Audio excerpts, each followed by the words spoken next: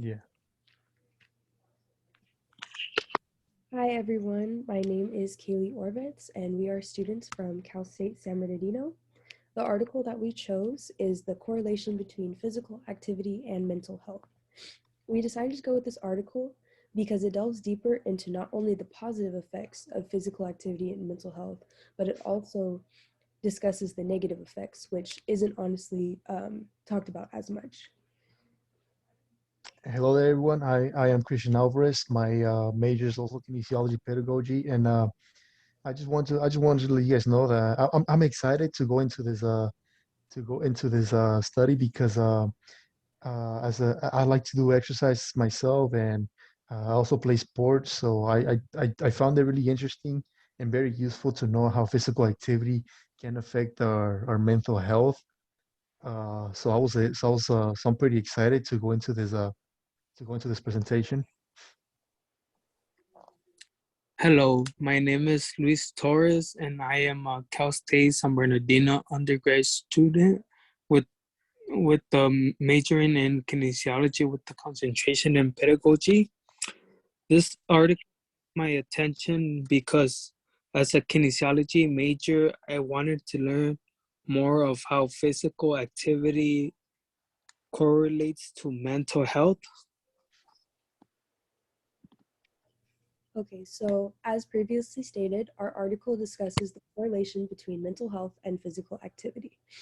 So physical activity is always recommended to help keep us healthy physically, of course. However, this article goes more into depth about how it can help us mentally, which honestly isn't discussed as much. The benefits of mental and physical education is it can improve your confidence, how you see yourself, and it can overall just make you happier. They discuss how the CDC recommends that we include at least 30 minutes of moderate physical activity into our weekly routines. So 3 days minimum is highly recommended, but every day of the week is also going to be even more beneficial. As long as you have that 30 minutes, you're going to be working on improving yourself, and you're only going to improve more as you keep going. This is very beneficial because it can be used as a preventative measure to reduce the chances of psychiatric disorders such as depression and anxiety. They also delve further into how the effects of physical activity are usually positive, but sometimes the effects can be negative as well. For example, you can have these amazing athletes that are in the Olympics, but they've been doing these sports all their lives. So they keep doing the sports, they're going to have people talking negatively about them if they have one bad performance. And that can lead to them going down on a spiral about how they're not going to be happy with themselves. They're going to think negatively about themselves. And overall, it's going to take a toll on their mental health. So while it is mainly positive, there are some effects that can be negative as well, which is also very important to discuss. So the objective of this article is to describe and analyze some of the positive and negative impacts that physical activity can have on our mental health. Some of the subjects included in the article are the effects of anaerobic and aerobic exercise on moods like depression and muscle dysmorphia. All right, so start with our method. Some of the keywords uh, that correlate with the study are mental health, mood, and mood, sports, and exercise.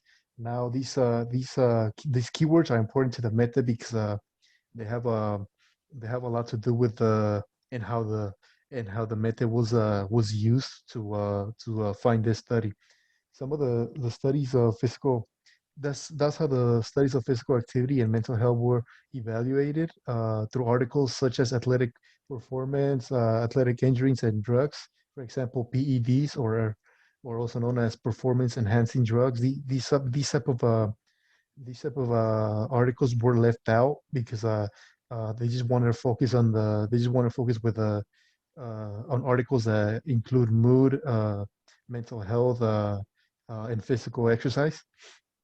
So the method they included to use the peer-reviewed articles is from a database called Medline. And when they first started off with that Medline database, they basically use the keywords stated on top to find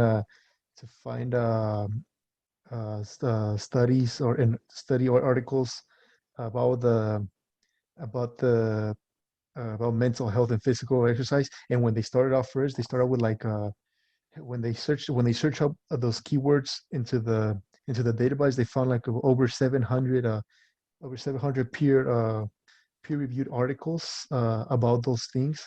However, the end result it included 87 references from bibliographic references and books. So basically, what I'm trying to say is that out of all those 700 peer reviews that they found on the database, they only use 87 of those. They only use 87 of those references uh, to create the study. So for the results, some results of physical activity on mental health is that it gives you an improvement in the quality of life on several physical diseases. Physical activity can also increase mood and relieve depression if used in moderation. This article also implies that when you do too much exercise, which is excessive exercising, it can also result in a decrease of mood.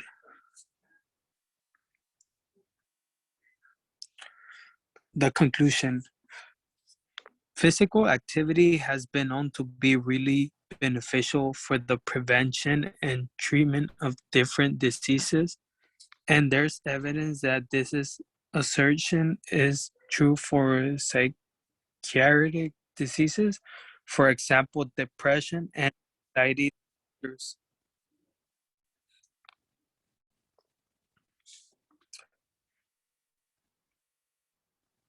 It is also true that if you don't know how to properly train, physical activity could be really harmful for you. Excessive exercise and overtraining syndrome. The association of physical activity uh, and mood, there's evidence that if you use it in moderation, the exercise helps mood.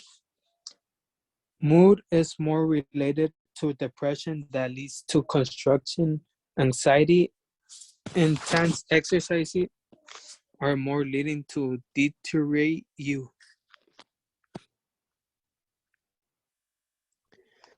All right. So for the critique, for this critique, we came to the conclusion that this study included good and bad outcomes of exercising, which made it interesting to read. I personally found this read to be this article to be pretty interesting for the reason that it had the effects of were positive and negative. You don't normally on other articles they would usually just talk about either the negative or the positive, so the good and the bad only. However, this one included examples of both positive and negative, which is why I found it interesting to read. Exercise can affect people of all ages in some form. So basically, the spectrum includes healthy and unhealthy people alike. Uh, and not just that, also includes people of all shapes and sizes, people of all ages.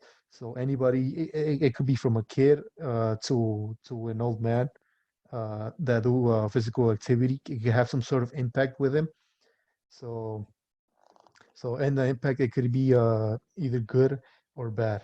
One of the benefits of exercising is that it increases blood circulation, therefore helping with physical diseases. And one of the examples for like it's beneficial to a disease called arterial-occlusive disease, and it's beneficial because it increases blood circulation. So arterial-occlusive disease is basically when uh, let's say um, let's say an elderly person he has some pain on his joints, and that can usually be because he probably has some the arteries around that area, they're probably clogged, and that's why when he walks he probably and that usually ends up in pain. However, if they were to start doing exercising, they would ultimately increase their blood pressure, their temperature, and um, and and when you increase your blood pressure, that means your heart starts pumping faster, and that speeds up the blood going circulating around your body, and could help, and as a result could help to unclog those clogged joints that you have. So it's not only is it more helpful, but it also relieve pain just by doing uh, physical exercises or physical activities. On the other hand, exercise can also cause muscle dysmorphia. So that usually happens with a lot of people. It usually happens with individuals who are obsessed with either being really strong or losing a lot of weight. So, for example, muscle dysmorphia can happen with somebody who's overweight and he wants to go to the gym. He wants to go to the gym and uh, he goes to the gym and does extensive working. He does extensive workouts, and to the point where he's just not happy with it. And so in muscle dysmorphia, usually is known as a mental disease where your thinking is this distorted, and you thinking that you are and I thinking that you are fat when you in reality you are really really skinny, which could develop to anemia or something even worse, which can make you really sick.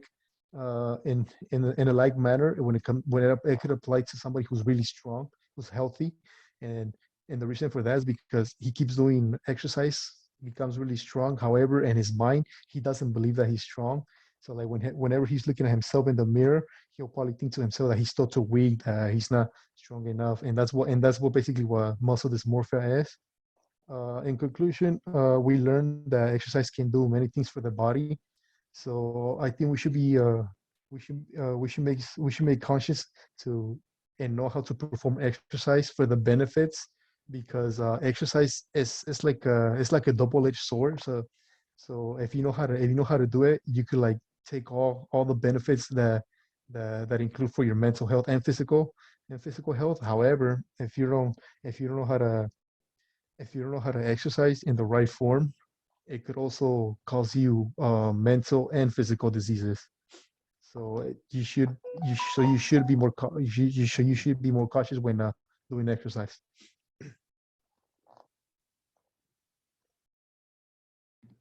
Okay, and that is the end of our presentation. Thank you for listening and have a great day.